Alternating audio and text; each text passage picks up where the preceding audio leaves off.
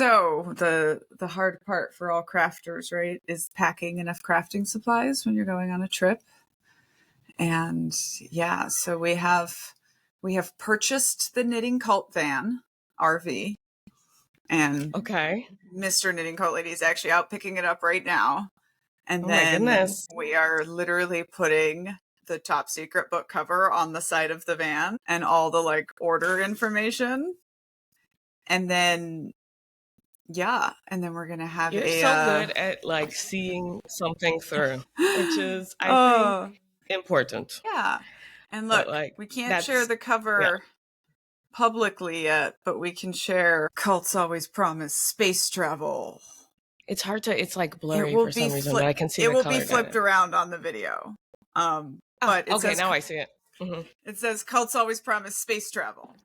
And by the way, our New York book party is going to be space travel themed. And I'm just going to go with it. But anyway, so we are driving up from DC to Toronto, and we're going to do like a Buffalo event and a Toronto event. And then we're going to drive across the country, across Canada. And we're going to have like 4 events along the way. And we're going to be staying in like RV parks and at wineries and breweries. And then we're going to do a couple events in Seattle, but like we're going to Seattle for our summer vacation to like see some friends. And so our daughter can be with her nanny again. And then we're going to drive down the Pacific coast and see how far we get. We think we'll get to San Francisco. And you can like make getting yarn or whatever a part of the journey. Like that can, not getting, right? Because I know you probably have a lot and there's whatever. But that, preparing, you never know. Right. If That's always my thing. It's possibility. like I'm trying to pack enough yarn for the whole trip, but then I'm like, I'm not going to be in the middle of nowhere. Like, I think they have yarn in Toronto, Right. And like, who knows what's going to happen at said events or where you're going to have them. Maybe could be yarn related. I don't know. I mean, I'm sure you have plans for that already, but I'm just, it's like, that's part of the thing. It'd be cute, but the idea of planning for that sounds so stressful to me. Even when I do these little trips, because I wasn't even thinking like trip like this. I'm always like, well, what kind of do I want to start? I want something that I'm already working on, but so it's easy, so I'm not looking, but all the what ifs of it. Well, like you're gonna be at places and doing things. Yeah, that's true. It's just also like, I'm trying to plan for enough time for my kid to be off screens a little bit every day. And so like one thing I have is I just have this huge Tupperware full of beads. And I'm doing I'm calling it the chaotically beaded dress. Like I just reach in, grab a bead, put it on the dress. But it also turns out it's really good, like sensory therapy, so like for my kid to kind of play with, and I just have like things she can string beads on. But then the last couple times I've had friends over at the house, it's just become like, okay, here's the bead therapy. Like, wow. Oh, Well, I'm sitting here knitting and we're both having a glass of wine together. Like people just start playing in the beads and it's really fun. Well, yeah. So when I went on a trip and I met a couple of other women from TikTok, I remember thinking, oh, it's nice that these people kind of already know my vibe. And I just brought I had like a mini fanny pack size knitting because I was just learning how to knit. And then randomly I would just pull it out. And it's like, that was part of the thing. I felt like comfortable enough to do it, but I didn't realize that encouraged. Then another one of the ladies would pull out her Kindle and read a little bit. It's like her thing. And then it just felt nice and comfortable, but it doesn't have, we have to find those things for ourselves. Like, what's this that just keeps me going? And you can't really plan for it, but that's a nice little thing. But when I hear, it's like, this is something I would say, only white people do or can do and be excited about and not just scared. The road trip. But I did a road trip and I did it for a man, whatever. But I was like, why are we doing this? It was in October 2020. So it was like about to be election time. And I don't know why. Okay, sure. but so much anxiety and so much like, okay, I'm glad we had this kind of car because it makes us kind of blend in with these types of people. Oh, look, another sign about this guy. Oh God, oh, what's gonna happen in the future? I spent the whole time anxious, but also I was, trying to get everywhere by sundown Yeah. and picking the I was going to hotels and say, all it's that stuff. also, And it's like, doesn't mean we and shouldn't, so but even so, like, part of our decision to drive through Canada was like, we just don't want to drive through the red states right now, and so let's like, with this on our van, like, let's go drive through Canada instead. Like, we haven't seen that. We'll have some interesting conversations. And then, like, on the way back, my husband is just going to drive straight through sort of like red America from however far we get to. But it's like, he's a 6'2" white blonde giving, yeah, you'll be okay, dude. So like, him and a little Republican dog, like, they're gonna be fine together, like, on this trip back across. I mean, whereas like, I'm much louder just in my appearance and stuff. And yeah, but you're still safe. I'm still safe, absolutely. You know what I mean? I'm not, like, yeah. Even still, I'm not that worried about it. And like, yeah, even at the border, like, people are like, are you worried they're not going to let you back in the country? And I'm like, no, like, try to keep my 27 years of military experience, like, white family, out of the US. Like, please give me that publicity, right? Like, yeah, that's not even scary to me. That's just like, that would be really silly of them, and I would get a lot of attention. It's just so, everything is, what are you afraid of? And they're afraid, and then they're like, are you afraid of this? Here's all the things you should be afraid of. Now, I understand that as someone who actually had things to be afraid of, but even still, not so much, because we planned for this, right? I know what I look like, and my boyfriend at the time, yes, he's a Black man, but he was tall and had the glasses we've discussed in academic, and he was fine and he was comfortable, and he had me too. So like, whatever, but I don't like interacting with cops for other reasons. I picked up this really interesting book that was out in my little library, and it's from a woman who traveled the world, and she is an American-born, like, Nigerian woman. And she brings this into the conversation in the book, where she's like, I'm a woman, I'm a Black woman, and I'm an African-looking Black woman. And that impacts, like, every part of the travel, right? It's just a fundamentally different experience for her doing this, and like she literally went to every country in the world.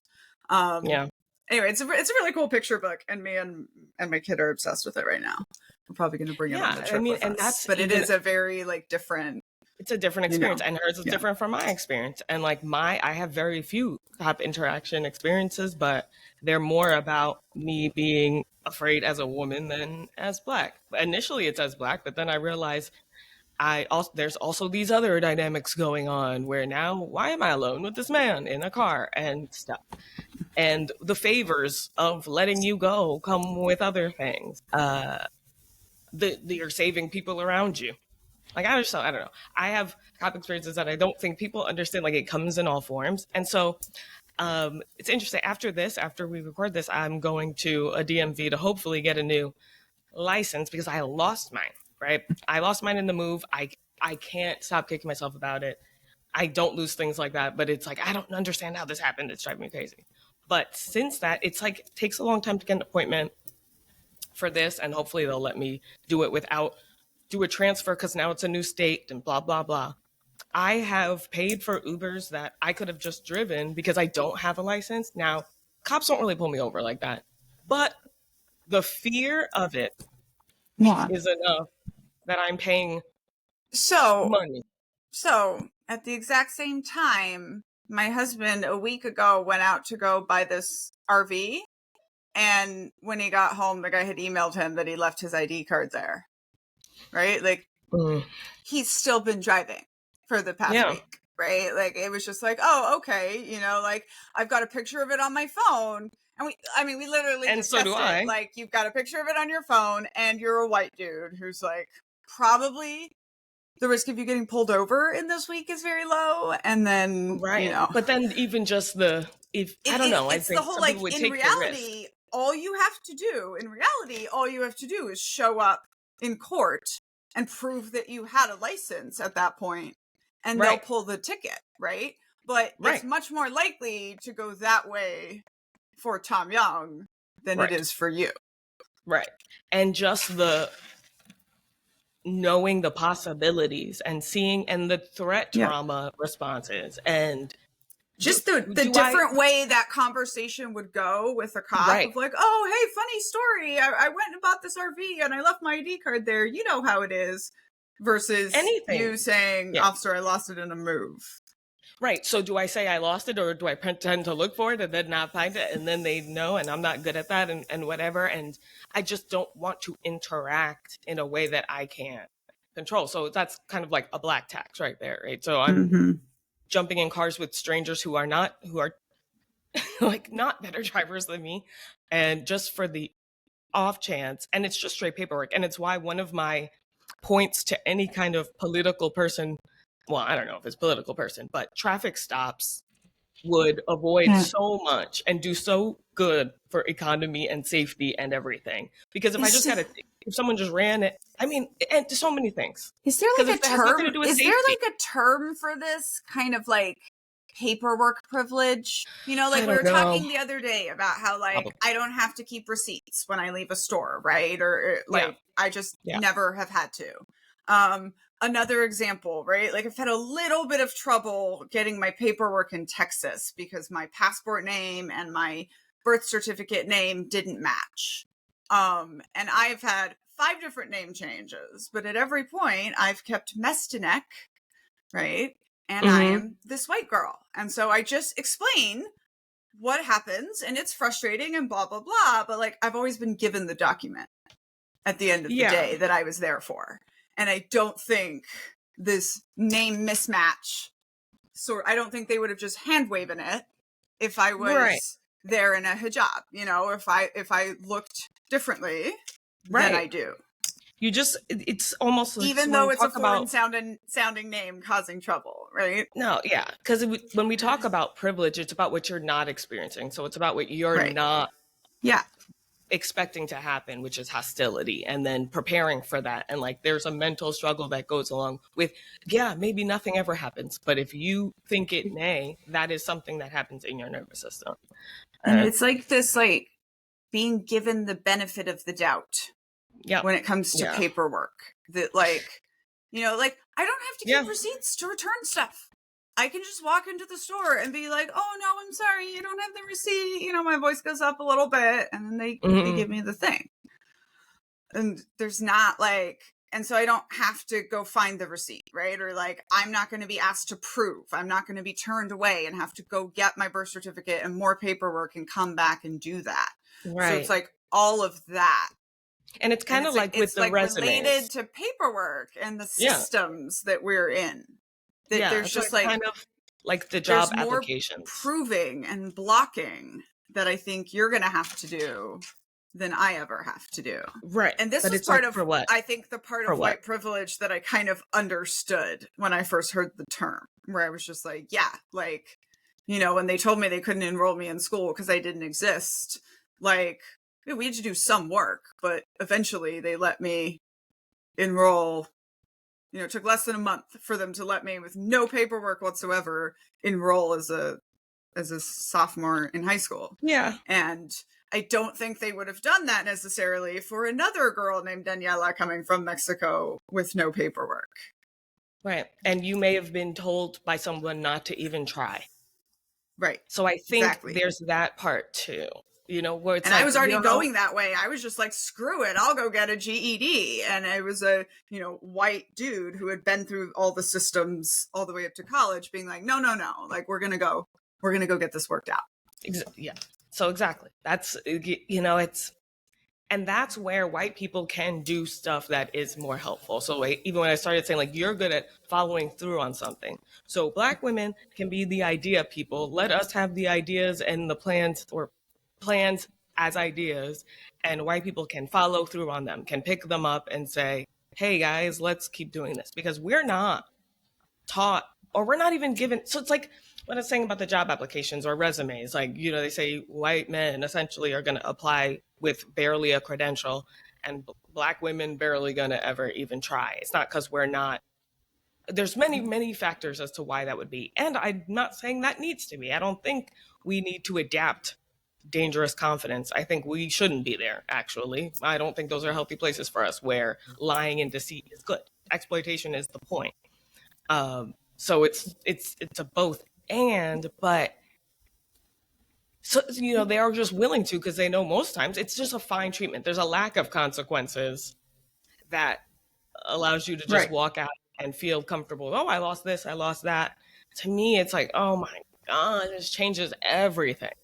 I don't have this documentation. And while that might not, and even my brother was like, yeah, you just have to blah, blah, blah, blah, blah. Now, he's whiter than me and a man. So there's just other stuff where I'm just like, I don't want to talk to anybody without, like, I don't want this dynamic where I'm like, come on, or like, it's fine. I mean, the ID card thing, I think is such a good example. Like, I would not be worried about driving without my driver's license, and I'm not a good driver, right? So the odds of me getting pulled over are fairly decent.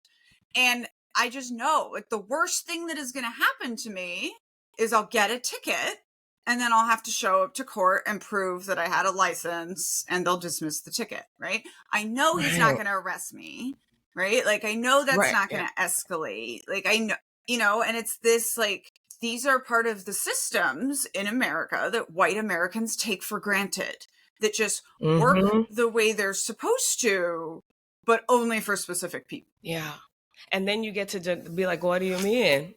This is how, this, well, not you, but just you're not experiencing something but you don't know what it's like to see a cop as we all, you see the brakes hit when there's a cop and you're on the highway, but it's such a different, I feel like, visceral reaction for some of us than others. And I don't want to talk to them. You know what I'm saying? Like, I don't want to, it's not about, what are the results? Yeah, sure. But I'm going to have to sit with like, I even think the thing of deifying soldiers in American culture is like that, right? Like, that was a wake up moment for me, where it was like a South American friend was like, isn't it weird how much we like worship the military and blah, blah, blah. And, it's like, if I'm going out dressed up as a soldier, I only expect people to do kind things toward me for the most part in America, and strike up like jolly conversation about my service. And like, that's not how people feel about soldiers in a lot of Latin American countries, right? And, because what do you do? Right. And so it's this very different, that's what's so interesting for me, I guess, kind of like, not watching this, obviously we're all players in everything, but it's like, I've lived in countries where the social systems didn't quite work for almost anybody, and where you're like going in like, well, I hope I get this document today, but you have no idea, right? Or when you interact with the police, you have no idea how that's going to go. And then coming here to America, like, that was always kind of my thing, was like, yeah, I like paying taxes because like their social systems, they work, right? Like, life is just sort of easy here. But obviously that's because of who I am and the body that I'm in. Yeah. That's what's like taken me a while to realize, but it's like, and then now seeing like all these white people waking up to the fact that like it can be so much worse. Like, these systems could just suddenly not work for you either. And you could everyone's experience panicking. And it's just like, I mean, yeah, it sucks, but life goes on. Welcome to awareness. Yeah, well, exactly. Like, that's why I'm like I call myself the white woman waker-upper now, just sometimes, because it's like, hello, sunlight. It's been like this the whole time. It's been day outside. Just because your curtains have been closed does not mean it hasn't been daylight outside, and I need you to see what's going on in order to make it stop, or let's heal the people who have been harmed and whatever. But like, so even today, so like and all the points of documentation I have to have is like a bank statement, but my bank statement has White Woman Whisperer attached to it, right? So now I'm like, oh, it depends on who is looking at my paperwork. I only thought about this a little bit when I decided my LLC name was going to be my brand name. But like now, so applying for an apartment, doing all this, it's like now I have to think about Yeah. that. But those consequences of my actions, I don't blame the system for that. I just notice it and realize, yeah, part But of my life still, has the like, ways. but still, my LLC name is Knitting Cult Lady, and I don't spend any time worrying that someone's not going to approve my paperwork because they don't like my business name. Oh, wait, I lost. I'm still here. Can you hear me? Yes. Oh, okay. So speaking of, so like there's this consequences thing that tends to happen also, I think, when white women become anti-racist and open and whatever, and there aren't consequences for you for doing so.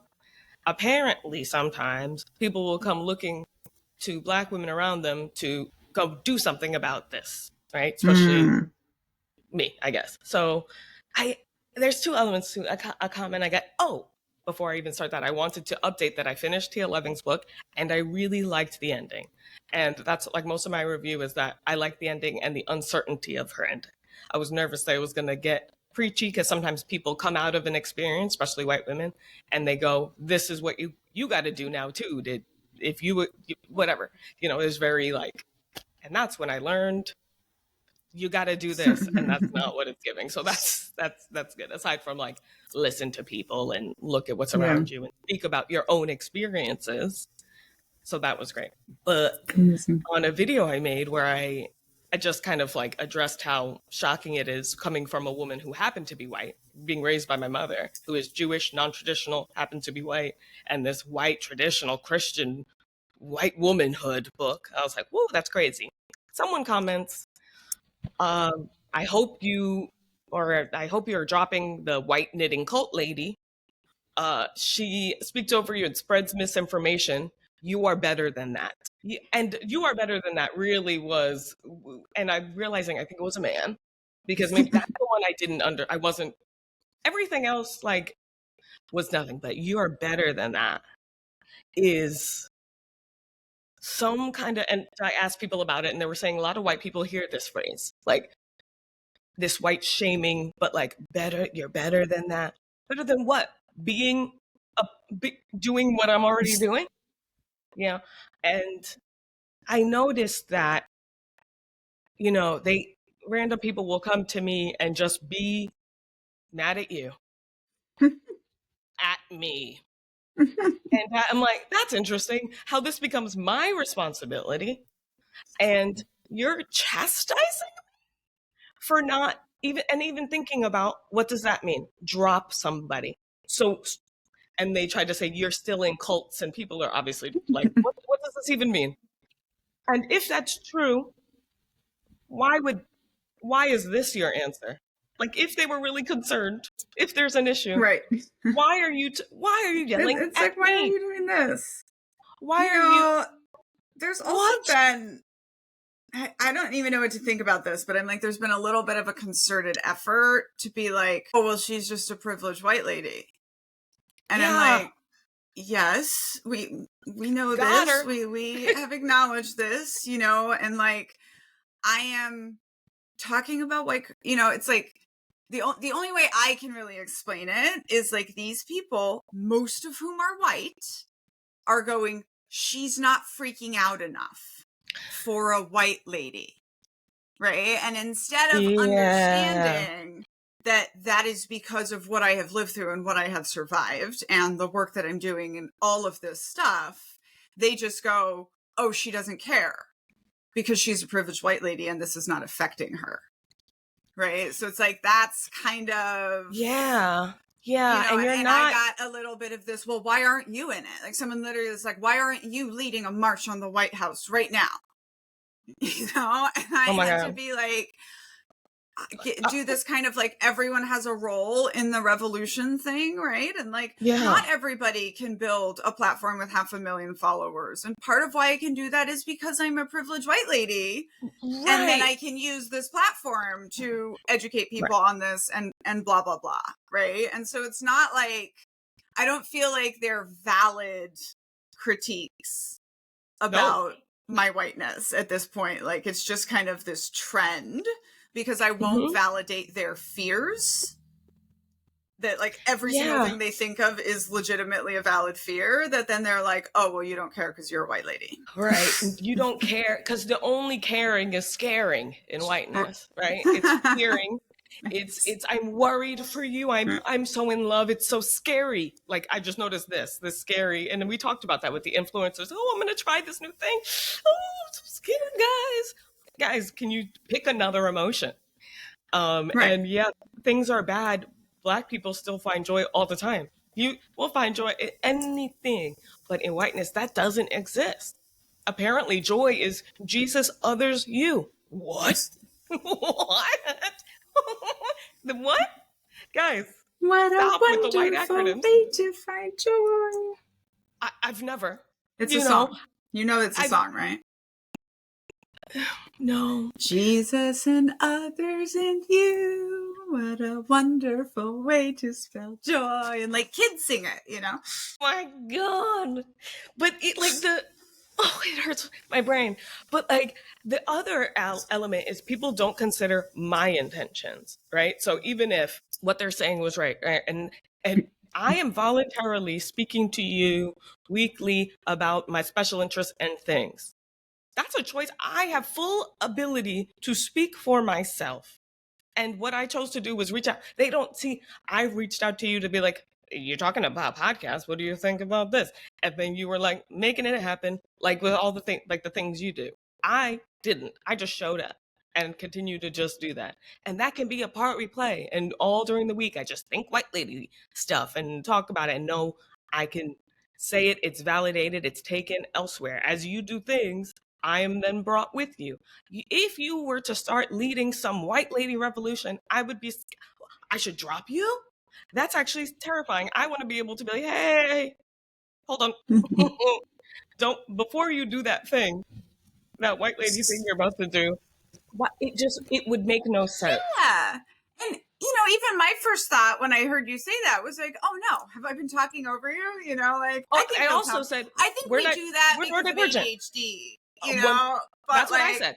100%. I also trust that if I was doing it, you would say that. And like when you 100%. Said you had thoughts after our meeting, I was completely ready to be told, Daniella, step back. Daniella, you did this, right.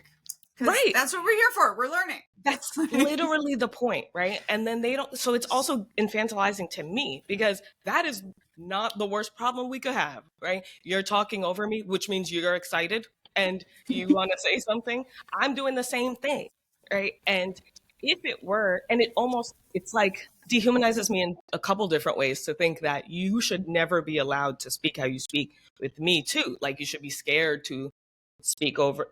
There's some element of that that's like, I would be uncomfortable because then you'd be performing a little bit to like make sure no one thinks you're ever speaking. I would much rather it this way. It's much easier to pull back than it is to try and get someone to be caring about the subjects we are talking about. Like to think what we're doing in reality, zooming out, what the conversations we are having in the accessible way we are having them is so much more important to me than being perceived as being spoken over sometimes in our autistic communication about our autistic feelings about our artistic special interests. Like that's basically what it feels like to me. And like part of the whole point of this is like, I am well-intentioned white lady, and well-intentioned white lady can do a bunch of harm, and I'm trying not to do that, and I'm trying to just learn about it first. Exactly. So it's and like people are watching. So it's like, of course, that's good. I'm not perfectly, operating in real time on the internet every day. Of course, I'm not perfect every single day. Like I learn new things every single day, which means I've done some things in the past, right? Like every time you get new perspective on something, like now I just look at all slang and I'm like, should I be saying that? Probably not, like doesn't mean there's not me on recording in other places, like having used that, having said that stuff. And it's just like, we're all learning. That's it. Yeah. That's more important to me than any, because that gives white like rules. It gives correctional officer like turns of speaking, like it's my turn, it's your turn, it's my turn, it's your turn. And like that's not how Black people talk either. Like and then you wait till this person finishes their story, and then it's giving like compliment sandwich. So then after that post, and I felt validated by people, because if that's true, there's also an element of that puts the weight on me to make sure you don't, like, I'm perceived as the person who is most important when speaking. Like, it's still my responsibility then, right? And I don't know, it's just such a place to be in as a Black woman. It makes me realize why I wouldn't want to do what you do, right? Because what you do and what I do are received differently. So it makes sense that I don't want to put myself out there as much. But I'm glad that you do, because that gets my voice out there also.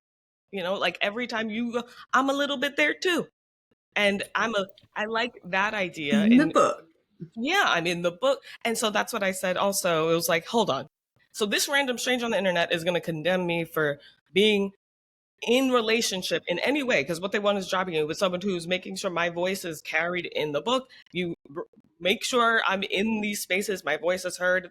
But this person just wants me to, they don't consider me. They're not considering me a person who can speak up for myself, who can, if I had an issue, I would tell you. Like, I really, I think this is the most realistic version. And someone had commented saying, I like watching it versus just listening, because there's all the nonverbal communication we have as well in terms of how things bounce back and forth. And it was nice to have those comments too, of people being like, no, no, no, we like it. We get it. You're excited,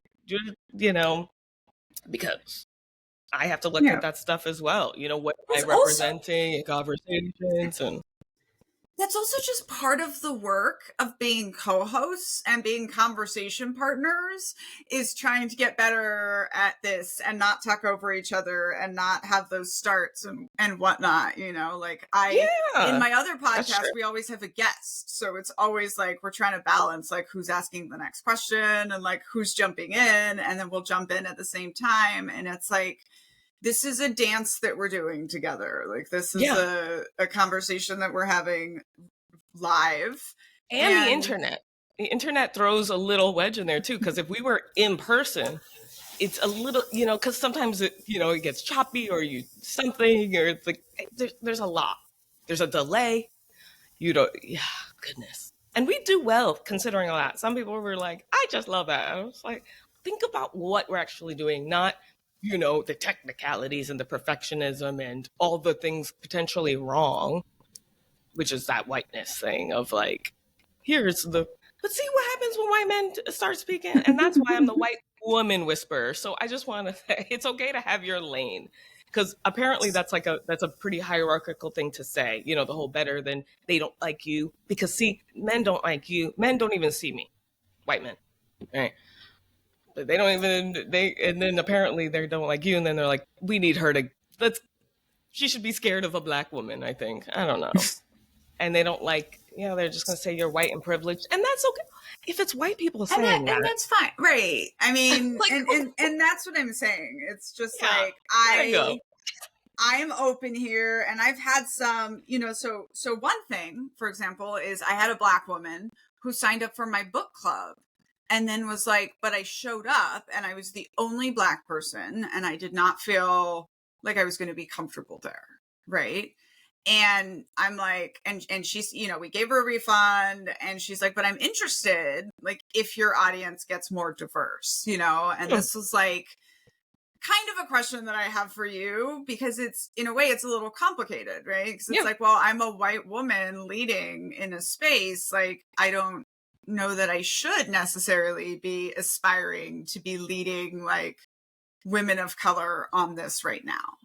Right. But also, of course, I want my spaces to be more diverse. And I think a lot of that is how I do the work and what the reading lists are, right? And like, it'll just happen. Both, right? Like, I need to be looking at all of the things. But so this is to say, like, I think there are valid issues and perspective that I don't have as a white woman. And I definitely listen much more closely to the critiques that seem to be coming from non-white people if they're saying something about that. But if it's just like usually it's some white lady who I have checked, and she's now, we do this thing where we love to call each other out on stuff, and I'm just like, you know what? If you have the whole picture of what's going on here and I've done something, obviously bring it up to me. But if you don't, no, they just are generally... I've surrounded myself with good people who are telling me, and helping me with perspective, and I'm comfortable that I do the work to challenge my perspective and to bring stuff in. But also, like we've said before, that I am here to talk to white people. I am here to talk to white women. And, from my perspective as someone who understands that's okay. And that's the white people cults that are trying to take over the country right now. And I think that's all you can do, right? And if she says, I would be in it if I felt more comfortable, and you gave her the refund, and that's all you can really do. You can't fix that at all right now. But to have I went there knowing those white women are probably okay. Paused. You gotta work. Oh, it got paused? At some point, it was just unpause the recording, but I don't know. Oh, it says it's recording for me. It's only 2 minutes behind when we started, so we probably didn't lose too much. I think I just paused the recording somehow. I'm sorry. Oh, okay. Let's go with now. So, as we were saying, I just go back to, it's what we are trying to do. I think people think that there's a point that you deconstruct at which you're not a white woman anymore. And it's well, we're deconstructing, because it's kind of like when we talk about our neurotypical friends think we're going to unmask, but then they're going to be cool and completely understand us, or our not cult survivor friends think we're going to heal and not be cult babies. Right. But we're still, no matter how woke I get, but you're still you. I'm still a white woman. I'm still walking through the world in this experience, and that is what I can talk to. But also, God forbid, I would say that one of the things I'm trying to do is help diversify the field in a way that makes more sense. Thinking about, there's so many different ways I can put not white people in the musical, and it's at first my door knocker guy I think of as Mormon, right? So he's very white man coded, but then I'm evangelical Christianity has infected the globe, right? Any man of any race can play this role. And now I'm actually bringing more not white people into the field of the discussion about cults and religious extremism. And then I think that's gonna also help, right? Because it's not that these experiences aren't happening to Black and brown people. It's just the conversation is actually dominated by white cult people. And it's overrepresented so by it's not getting people out there. We don't have as many books about Black cults as we have about white cults. Well, yeah. And I think a lot of times when we figure that out, people reasons. just go, oh, well, pipeline. And they don't go okay, well, how can we go fix the pipeline? How can we go find the people having these experiences and help them get their books out, or help them get into the conversation. Yeah, or even just the Black people within these white-led cults, and have them be the center of the conversation versus the white people. I know I'm mutuals with multiple Black women who were in Mormonism and are no longer. They could be the face of ex-Mormonism, and it would still count the white people in it. But I don't think white people see it that way. They think and it is different, but we've been listening to your different experiences forever. So deal with it. And hearing a different experience will allow you to identify yours more. Oh, I'm hearing an echo. Since I got loud again. But my voice. Is it me? Okay, hang on. It was distant. Oh, I don't hear it now. No? Are we good? No, I think so. Yeah. Okay, good. Yeah. But I think that the overrepresentation of white faces is not helping. It's also and make this, people flex the muscle. yeah, like this concept of like, I can't relate to it if I can't see from a surface level how it relates to me. Right. You know, like, But it's also so singular and first in like when I tell a story about how a white woman has harmed me ever, you never, not never, but the people can choose to identify with me as a woman versus, so I think that's why when I said white women are the men of women, women were able to then change how they saw racism because they started identifying with me in the circumstance and not the perpetrator. And then thought, oh, what if someone who said what I'm about to say to her about it's not that, blah, blah, blah, blah, blah. If a man said that to me, what would I think? All it took was you identifying with me and already maybe believing me about my own experience. I'm not exactly, but in that story, you always had the option of believing me and identifying with me as a woman. But instead, you identified with the person who caused harm to me because she's white. Yeah, right. but you could have done both.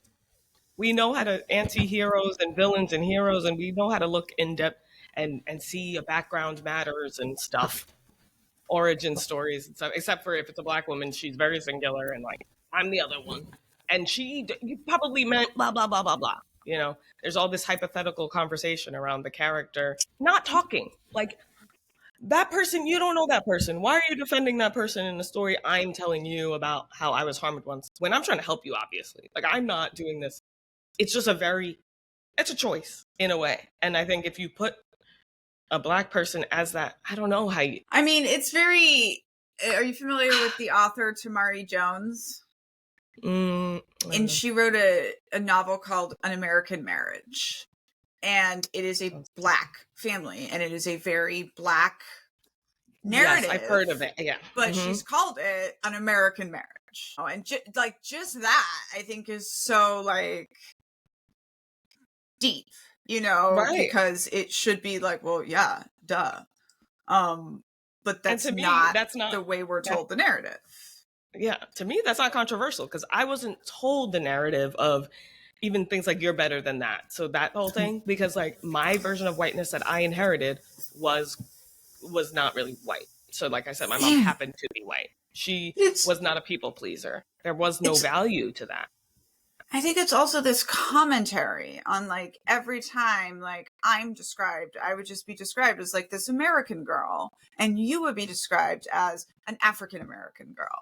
Yeah. And it would be all the it's distinct like, features. It's like this commentary on like, if you call it out, then you're calling it out. If you don't call it out, then you're not calling it out, and I've even gone into this in my books where it's like, I wanted people to know in Uncultured that the woman, the counselor who like saw me in high school and helped me out was a black woman. And I felt like that was very important to me.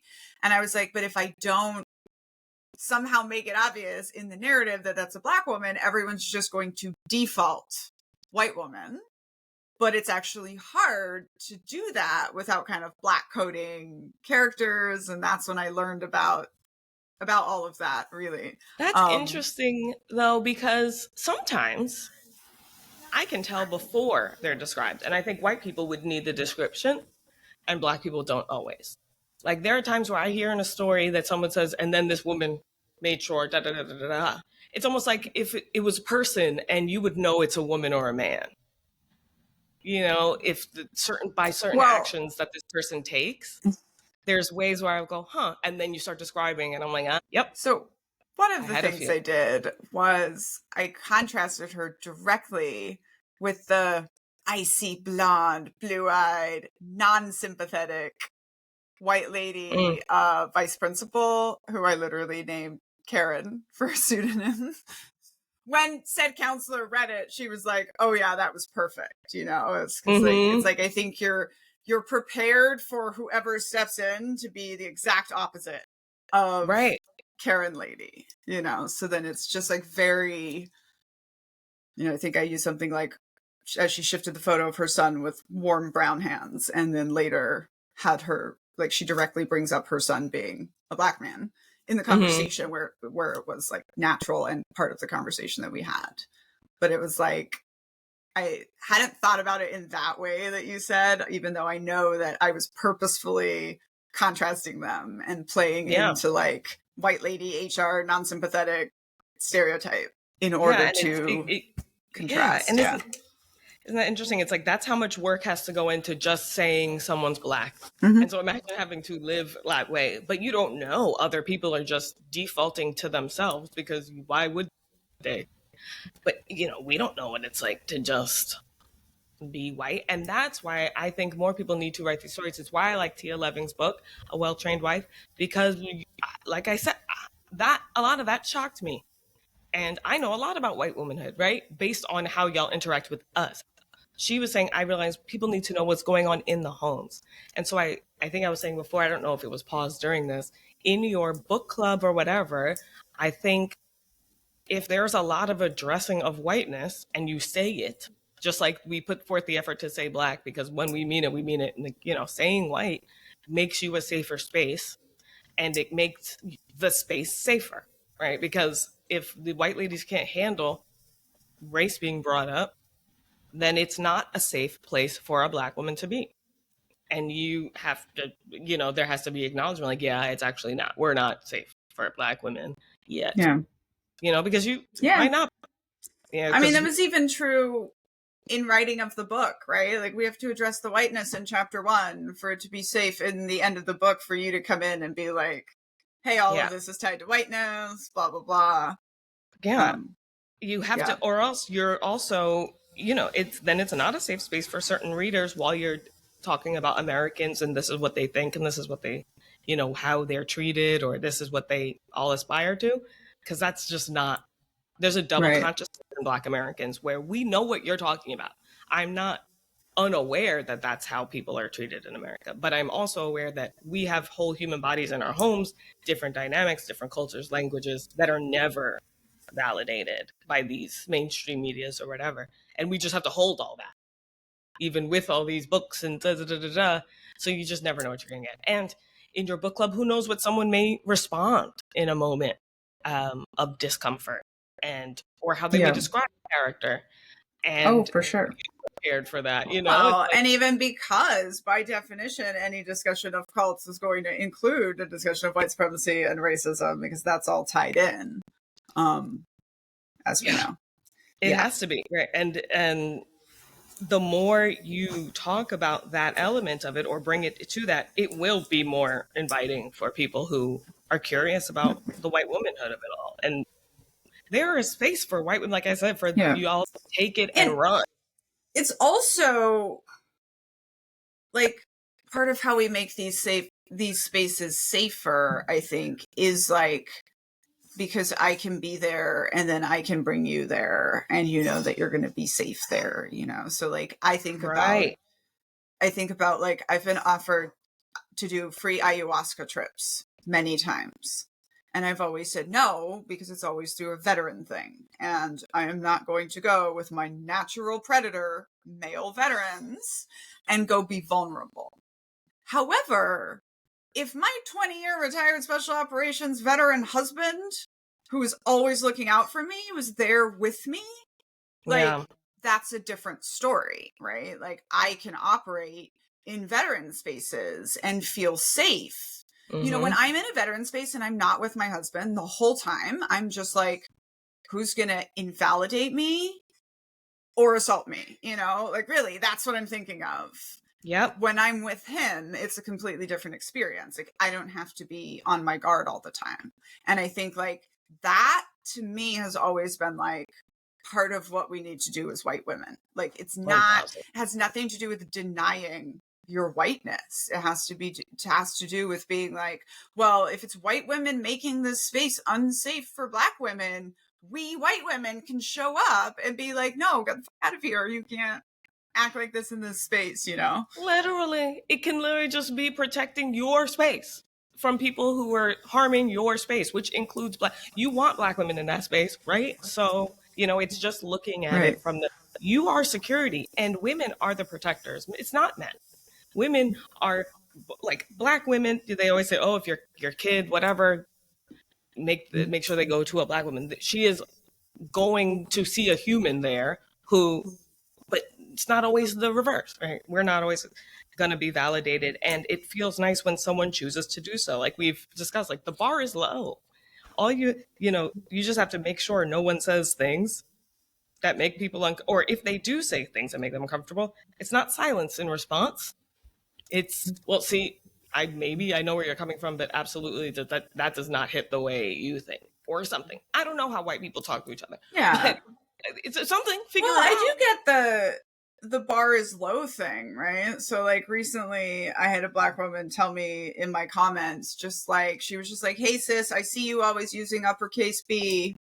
Like, thanks. You know? And it was just like, yeah. And I try to do that with people who don't do it, who I feel like are obviously white, and just be like, hey, sis, just so you know, we do this now. You know, it's the easiest thing. Seriously. I don't know if you've noticed this, but probably you have, that white women will get automatically capitalized, but Black will not. Oh, really? In talk to text. Oh yeah.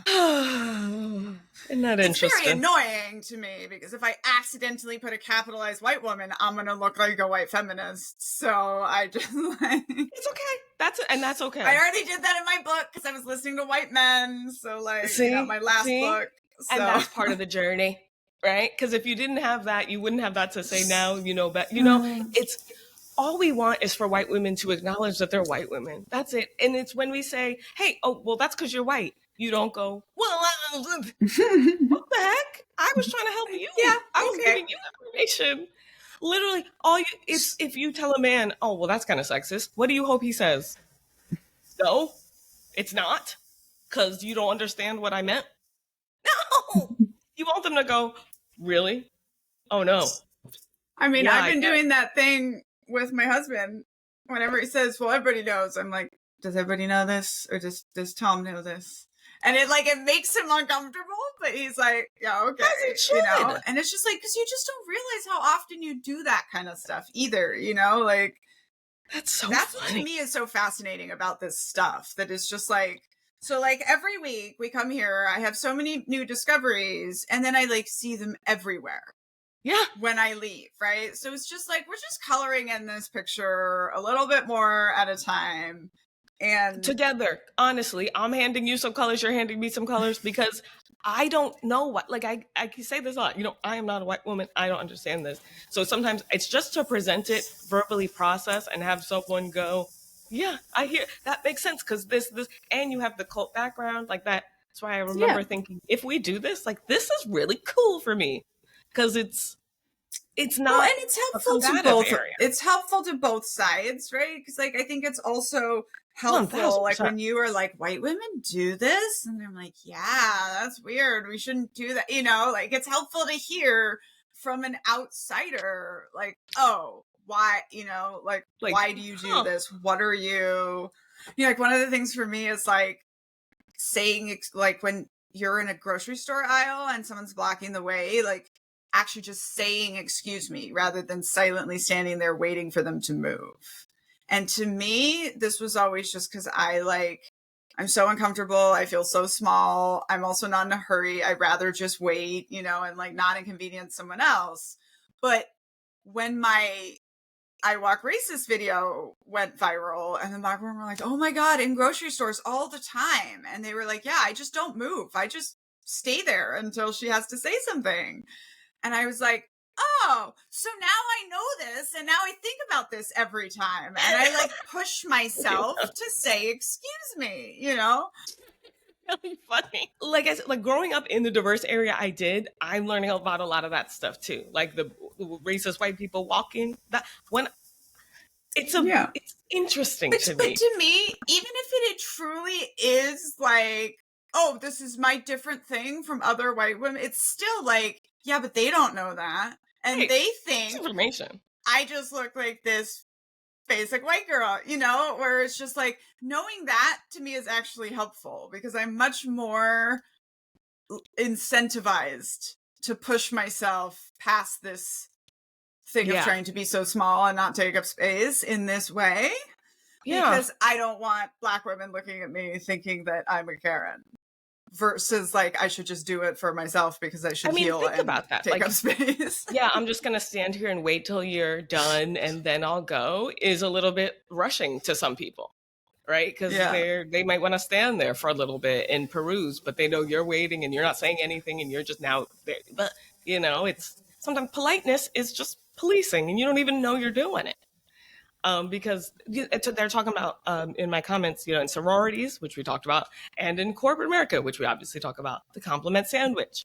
And just like last week, I talked about the pillow with it's like still a fight, even though it's a pillow fight. It's cushioning they cushion the coercion with compliments. Right?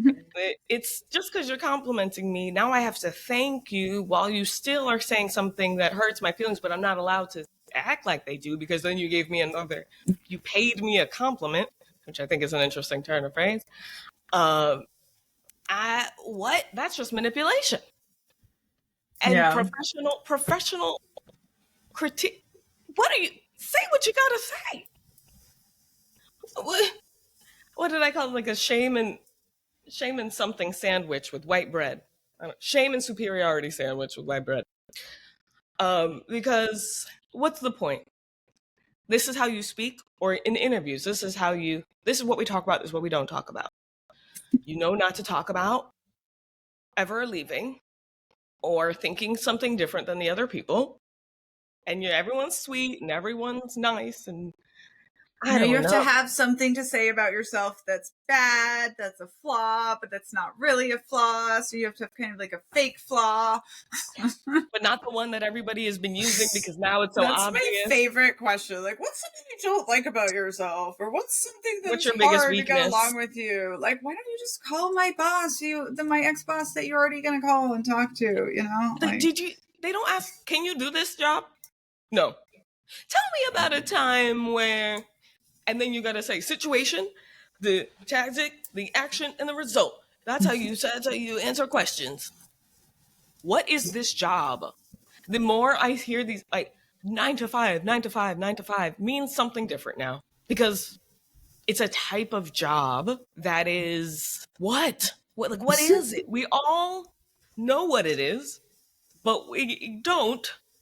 But we know the vibe, and it is terrible. It is a lot of fake performance, fakeness, and repression. Yeah, and but I guess if that's what's happening at home anyway, I'm just not connecting that. Like these men go there and they're like, well, at least I get to. They really liked it. They wanted to return to office and stuff. I couldn't understand it because I thought we were all miserable. It's actually was making a video about it this morning, and I'm like, not everyone is equally exploited in a cult, right? Right. I mean, if you're a white man who converts to Mormonism, like no wonder it's easy to give up all your numbing devices. Like you're just going off to live in like soft white slavery where everyone does everything for you, and it's like one of the things I keep saying is like, men enjoy having mommy bang maid at home, right? Like they're not fighting to get out of patriarchy the way that we are because it does affect them badly, but they don't realize that, right? But not enough, and they've been taught to fear so much of what it could be. Like you have it the best and they're miserable, so the idea that it could be worse for them, they're like, why would I ever choose there's just this other. That's why I don't talk to them. I don't know how to talk. I don't know those people. I don't have a lot of experience with the white men in general. I just know my uncle, he's Jewish, and supports me, so field. That's confusing when I meet some other ones. Oh wait, at least at least I hope you don't get a bunch of like, so what about white men? Wait. Whoops, is our connection bad? Well, maybe we could try to wrap it up because I don't know how long it'll be good for. It's definitely on my end. Rebecca has to go to the DMV, and our thoughts will be with her. Thank you. I appreciate it. And I am just going. I'm just going, with hopes Christina's going to be coming with me. I'm just going to try to make it whatever it is. And hopefully next time I see you, I have a license and I'm driving my car and feeling safe about it. But Make if it not, then fun. not. All Let's just right. black to And start thinking about your space travel outfit. Oh my gosh. Oh, I'm excited. It's gonna have colors. I'm pretty sure of it. When I tell you, yesterday at a thrift store, I found a one-shoulder gold fringed jumpsuit. Wow. And I'm definitely wearing to my New York space travel book party. I like that. Oh. I like gold. Oh my gosh, I screamed. I was like, this is why we thrift. Okay, I'm so excited. I'm gonna have to check out a thrift store sometime soon. I'm into it. All right, everybody. Thank you so much for hanging out with us today. Don't forget, it's okay for things to be a process. It's okay for you not to have everything deconstructed at once. Rebecca and I know a lot of stuff, and we literally are still learning new things every single day. Literally. I think that's what makes life fun and interesting. Right? So. Otherwise, what are you guys doing out there? Knowing everything all the time, being certain and in control all the time? Okay. All right. Sounds like a cult. Exactly. Go to the moon, I guess. Oh, cults always promise space travel, you know. Mm-hmm. All right. Thanks, everybody. Follow Rebecca on Patreon. All of the links are in the notes. And of course, come see our beautiful faces, hopefully in February for a huge book party. Stay tuned.